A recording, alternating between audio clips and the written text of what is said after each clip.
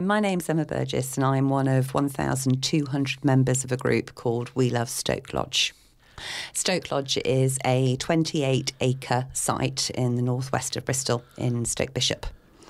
It is a Grade 2 listed estate. It has an adult education centre within the old listed house and 22 acres of playing fields and arboretums around it. It's an absolutely beautiful place, rolling, stunning place. Ancient trees, some of national significant importance. It really is quite beautiful. There's some decent views. Unfortunately, a huge amount of the green space in that area is now being sold off for housing development. So it's the last green space in Stoke Bishop, Sea Mills, Westbury-on-Trim area. And yes, it's very important to many people. It's the epicentre of our community. So, Cotham School were leased Stoke Lodge at a peppercorn rent back in 2011. They'd been using the site for a number of years, but due to academisation, they needed a formal lease with Bristol City Council. So a lease was drawn up in which it was made very clear that their use of the land was subject to all existing rights and use by the community. And things were okay for a while, happily coexisting alongside Cotham School, using it as playing fields for just a few hours a week when they needed to use playing fields off-site. Cotham School's about 3 miles away from Stoke Lodge. But then they decided that they wanted to develop the site. So they had a consultant come in and have a look, and they looked at redeveloping a pavilion, a sports pavilion on site, which is a little bit dilapidated, and some options in terms of securing the site. And they came up with the idea of fencing Stoke Lodge. And the community weren't very happy about this being fenced out of what Bristol City Council says is an important open space and that people have been using for 70 years. Well, most of our parks are fenced, aren't they? I mean, you can't just get into them in the middle of the night, for example. Well, I mean, if you think about the Downs, if you think about 14, 15 other schools that we've found across Bristol, they use unfenced, open access playing fields. All across Bristol and all across the UK, schools are happily using unfenced, open access playing fields. This isn't school premises, it's 3 miles away. Department for Education has said it's not school premises. I mean, how well used is the land, despite if you could ignore the fences, and how well was it used, and when did the fences first go up? So the fences started going up a couple of weeks ago. This has been going on now for about 8-9 years, and the council have taken some quite interesting decisions recently. So for the last 20 years, this estate has been considered to be listed as far as planning permission is concerned. So if you wanted to do anything within the estate, you had to apply for planning permission. It's my belief that Cotham School felt that they wouldn't get a fence through planning permission due to some major considerations with the trees, the fact that it is open, important space, the fact that the community are using it so extensively, a number of different reasons. So they chose to go to a barrister and get a legal opinion to say that actually this Grade 2 listed estate, the fields themselves weren't listed or aren't forming curtilage with part of the listed building. Bristol City Council have gone to the same barrister's chamber to get their own opinion and said, yes, actually, we agree with you. It isn't listed. We know we've said it's listed for the last 20 years, but we now agree with you, using the same barristers' chambers, that it's not. Therefore, they have given them permission to build a 1.5 kilometre, 2 metre high metal fence around 22 acres of this land. How has that affected what local people can do? They started... So the idea, of course, is this fence is there for the school to keep possible paedophiles or this kind of thing out, but it's actually keeping local people out as well. It is indeed, yeah. I mean, if I take the story back, so back in 2014 they got this consultant's report that I was talking to you about, and basically they wanted either a fence, or a fence. And in the consultant's report it said that if you are looking for grant funding from what is now the Education Skills Funding Agency, Within your application, it will help you if you cite safeguarding issues. 3 days later, the school's facilities manager turned up at Stoke Lodge that they'd been happily using for 10 or so years and put an immediate stop order on them using the site and said there was a clear and present danger from stranger danger, in effect, and a clear and present danger of attack from dogs. He rated that as a high risk, and then said that they weren't able to use the fields, and then they applied for grant funding to get the fencing. I mean, it does sound to me a bit like a land grab. I mean, what are the local people doing about it? So there have been a number of campaigns over the years. So there's an organisation called Save Stoke Lodge Parkland who've been working very proactively over the last 7 or 8 years. I only came into this last May. There was an interesting decision that was made by Bristol City Council about not granting town or village green status to the land. And there was a meeting. I popped along to this meeting and recognised that there was a slightly different demographic. A lot of people within the community weren't necessarily being represented because they didn't necessarily know about this issue. I'd been using the land quite happily for 14 years and I wasn't aware that this was going on, that there were legal battles and all of this legacy. So I stood up at this meeting and said, I think it would be really good to get some social media involved. So I set up a Facebook group called We Love Stoke Lodge. We now have 1,200 members. We're being supported by a large number of councillors from across Bristol. We're being supported by our MP, Darren Jones. Are you being supported by Marvin Rees, the mayor? Actually, Marvin has tried recently. But he's in charge. Yes. So on Marvin's Facebook Live a couple of weeks ago, he reached out to the school and said that he would mediate a meeting between the school and ourselves. Unfortunately, the schools refused that and said they will only talk to certain community groups once the fence has been built. But this is council land. Surely they can still make decisions, or have they leased it and they are now saying Cotham School that they can do what they want? We believe that Bristol City Council have the right to make decisions around this. We believe they've made a legally wrong decision about permitted development, and we are challenging them through the courts. In the lease, it is very clear that if you want to build a structure, you have to have the landlord's consent.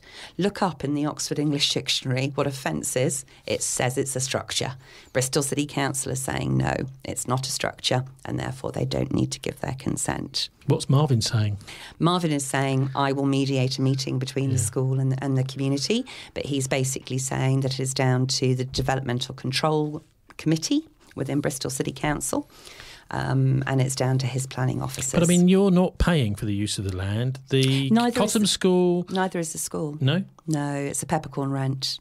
So I was going to say money talks, but it doesn't seem to count in this. No, I mean, we've when I first came into this, I couldn't understand how a reputable school in Bristol was battling with a whole community of thousands of people. It just seems strange that, there were loggerheads. And why couldn't we sit down and have an adult discussion about some compromises and ways of working? So Darren Jones supported us. He's the local MP. He is, yes. And he went to Ofsted, who said, we don't require a fence at Stoke Lodge. He went to the Department of Education, so he did lots of research first. So why do Cotham say they have to have one? Because they say there is a clear and present danger of dogs attacking their exactly. pupils. So we said to them, OK, if you've... Are you a dog walker? I own a dog, yes. I don't think he is a clear and present danger. Sorry, I've lost my trail of thought now. Yeah, so Marvin sort of helping or not helping. No, Darren. Yeah. Sorry, Darren, yes. Yeah, so basically they say there's a clear and present danger. They did this risk assessment, said it was high risk. Bristol City Council's health and safety officer has looked at this risk assessment and said, actually, that risk is overrated. Why don't you look to the best practice of other schools and what they're doing? Actually, it should be a medium risk. And a medium risk means you should implement measures that aren't too troublesome or costly. So far, the school has spent nearly £150,000 on legal and consultancy fees battling this. Today, they are building a fence which is costing £160,000 and they can't use the site because they don't have planning permission for any facilities on site. It's been refused by the council twice.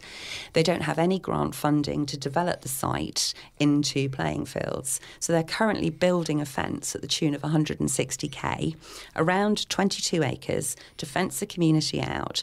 It is highly likely they won't be able to use this site for the foreseeable future. I mean, have you spoken one-to-one with any of the managers or governors of Cotham School? We've very much tried. So going back to Darren Jones's intervention, he went off and did a load of research, and then he finally called us together in a meeting in City Hall. So myself and a whole load of people in the community did lots of research about some, compromise agreements. So, yeah, we don't like the fence, but could we look at different types of fencing? So estate fencing. Could we look at different ways of working? And we came up with a huge list of proposals to take to this meeting. So we sit in the meeting with Cotham School, the lead governor that's leading this project for them, and a number of other stakeholders, and Darren and local councillors, and a representative of Thangam Debonair, it's her ward, Cotham, came along to the meeting as well. And so we introduced ourselves. And we said, raft of proposals, really, delighted to be able to talk to you about different ideas and solutions that we will fund, that we can access grant funding for. And the school governor basically said, if you don't like the current fence, which is 1.5 kilometres, 2 metre high black mesh, then our compromise is that we will build a bigger fence and we will never let you in. So the fence that kind of put paid to the meeting. Well, really. Apparently the fence is also quite dangerous. It's sharp. It is indeed. So can you tell us about that? Yeah, sure. I mean, it might be worthwhile just going through the second meeting that we had with Cotham School first, just to get some sort of chronology around it. So Darren Jones said to the school, why don't you go away and have a think about these ideas over the summer? We gave them a list of 12 schools in Bristol to go off and talk to about best practice, schools that don't fence playing fields and happily use them, so they could get some ideas about how they control risks. So we went then back in September to have another meeting with the school to see how they'd fared over the summer. And they basically said that unless you shut down your Facebook campaign, stop asking for freedom of information requests, and stop campaigning, we are not prepared to speak to you again. And that is how things have been since. So Darren hasn't been able to get any further meetings set up with them, despite Marvin saying on his Facebook Live, I will mediate a meeting. The school has refused to do so. I was thinking about those who are in charge of the education of, I don't know how many children go to Cotham. It's a huge, reputable and important school. Do you know how many pupils they have? I think it's 1,400. It's a little bit concerning that the people who are charged with that job of educating those young people have this kind of what sounds like a bunker mentality. I think it's a very closed ship. I think, they don't have a full set of governors at the moment. They've got a large number of vacancies. The lead governor who's been running on this for the last 8 years, it feels to me that it's her project and her baby. And so she doesn't want to climb down. But I mean, well, she will say, of course, I mean, she's not with us today, but if she were, I'm sure she'd say, I'm just trying to protect my children. Yes, yeah, and we've come up with a range of ideas that are lower cost and we believe more effective for safeguarding the children that need to use Stoke Lodge. We are parents, we are a community. 3,500 people have signed a petition in the local area to ask the council to go through the proper democratic process when it comes to Stoke Lodge. We are all parents and we want somewhere safe for our children to be as well. There's common ground there. We do not believe that this fence actually addresses their safeguarding risks. We think it presents more risks, and that's been found out this week. So, yes, tell us about that. Yeah, so we saw a note in the governor's meeting notes on the 23rd of May for Cotham School, and it was very brief. It just said that the Health and Safety Executive report had been discussed. So we wondered what that was, and we put in a Freedom of Information request, and that came through last week. And basically what we asked the Health and Safety Executive for was any incidents that had happened on any playing fields in Bristol, because it was also useful then to see how, if there were other incidents we needed to maybe think about in our ideas and solutions for Stoke Lodge. There are very, very few incidents on playing fields, and most of them where, the terrain's quite rough or dodgy and people had hurt their ankles. But the most serious incident was actually a Cotham School pupil who was playing just 500 yards away from Stoke Lodge in a facility that the school rent from the university. It's called Coombe Sports Complex. And the teacher had 30 pupils to look after inside quite a small pitched area with a fence around it. The pupil was asked to go and retrieve a ball that had gone out of this pitched area. So they picked up the ball, threw it back in, and rather than walking around and coming through the gate, they decided to climb over the fence. Unfortunately, the teacher hadn't done a jewellery check on the pupils, so when this pupil had a ring on their finger, so when they sat on the top of the fence, they then jumped down, and unfortunately that severed the child's finger off. So, awful, tragic accident. But the concern we have is that the school doesn't appear to be learning from this. So the health and safety contravention letter and report that was sent through to the school that was discussed on the 23rd of May by the governors said that they needed to reconsider their staffing ratios, and they needed to think about putting hatches into fencing so that, pupils could get in and out and retrieve balls. 2 days later, Cotham School published plans to put the 1.5 kilometre fence in around Stoke Lodge with the same staffing ratios. Today, on site, they're building it. They've built 385 metres so far. There are no hatches in it. The school have said today that they only need to put a hatch in if the fence is 3 metres tall, not 2 metres tall. In my mind, more children will climb over a 2-metre fence. This horrible incident happened in a small enclosed pitch. These pupils are going to have one teacher to 30 pupils in a 22-acre site. A lot of it you can't actually see because it bends around the house. So how the teacher is going to be able to safeguard those children? How likely is it, do you think, that a ball might be kicked over that fence? It's quite scary, actually, because if you look at the pitch layout that the school have published, basically you've got pitches running into great big oak trees. So the corner of a football pitch would be a 200-year-old massive great big oak tree. So we're not quite sure what's going to happen to that tree. But also at one end, right next to a main road roundabout, they've got the rugby posts. So basically you kick the rugby ball onto a main road. So I don't think the pitch layout has been considered very well either. But as to whether they'll actually ever be able to get back to playing sports at Stoke Lodge is the big question, because they don't have any money from a grant funding perspective to put pitches back in. If you come and visit Stoke Lodge, it undulates. We had a health and safety expert come out and help us form the proposals to take to the school, and they said actually the biggest risk here is the ground. There's a 10-metre drop in the ground across the site. They don't have any money to do any of that pitch development, so it's going to have to come out of their reserves. They have nowhere for the children to change or to go to the toilet, which is a DFES requirement. They have to have changing facilities and toilet facilities. How much has all this got to do, do you think, with the fact that the school is an academy, whereas in the past, of course, these kind of schools would have been run by a local authority? I think it's got an awful lot to do with that. And, we have been asking some questions around ESFA, around the best use of our education. Who? So ESFA, they are the people that control school budgets, be it academy or not. So the Education Skills Funding Agency. So they dole out the cash from the Department for Education to academies. And we have been working with them, as has our MP and councillors, asking them questions around how is £700,000 worth of their grant funding being best used fencing Stoke Lodge. And we're yet to get some responses to those questions. There's no value for money here. It doesn't stack up commercially. So the school are currently renting provision 500 yards away, Coombe Sports Centre, where this horrific accident happened. It costs them £30,000 a year for that provision.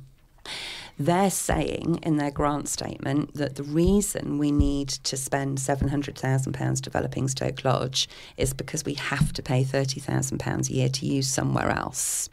We went to the university and said, actually, can you just tell us what they've spent over the last 10 or so years? And actually the school was still spending £30,000 a year, even when they had full access to Stoke Lodge for many years. So that the whole value for money statement they put into ESFA to get £700,000 worth of the education budget investment, that whole value for money statement is purely based on the fact that they had to rent somewhere else for £30,000. And that's misinformation. It's not true. So are you going to be closing your Facebook account? Are you going to be stopping freedom of information requests, Emma? Ever since the school asked us back in September, they were very upset about the freedom of information requests that we put in. We haven't submitted any more through the open what do you know system. We have emailed the school and said, you asked us to do this via email privately. Please, can we have a copy of something once since they mentioned it? We haven't yet had a response to that. What about the Facebook? Are you going to close your Facebook? Absolutely not. I was stood on Stoke Lodge on Sunday. We organised a fun run because so many people have been so upset watching this fence go up, and we needed to bring our community together. And it was amazing. We had 2 days' notice, 800 people turned up. And there were people from 4 generations there stood looking at a fence, crying. This place is so important to so many people. We're not going to give up this fight. But what we are continuing to do is to put an olive branch out to the school to say, please sit down and talk to us about this. Hundreds of thousands of pounds worth of the education budget is being wasted on this. I've put a town or village green application in that has been validated. That town or village green application has actually already been tested through inspectors and through a High Court ruling, and those tests have already been met. It was kicked out last time because of an administration procedural error by Bristol City Council. So I'm feeling very, very confident that that town or village green application is going to be successful, and that means that the school will have to take the fence down, which is £160,000 worth of wasted money plus removal costs. So I think it's really important that we sit and work with the school. You know, we want Cotham pupils to be back at Stoke Lodge playing sports. It worked really well for many, many years. We coexisted happily. We believe that as a community, supporting the school actually makes them safer. Stoke Bishop has got one of the lowest crime areas in Bristol, and getting that community support, a huge community charter, grant funding, we can do all sorts of things to make this an amazing space, both for Cotham pupils, other schools in the local area who don't have much outdoor PE facilities, and our community. And we think it could be a blueprint for something really, really special. But at the moment, Cotham School want to do that through the courts rather than sitting down and talking to us, which just seems crazy. That was Emma Burgess, and her Facebook group is called We Love Stoke Lodge.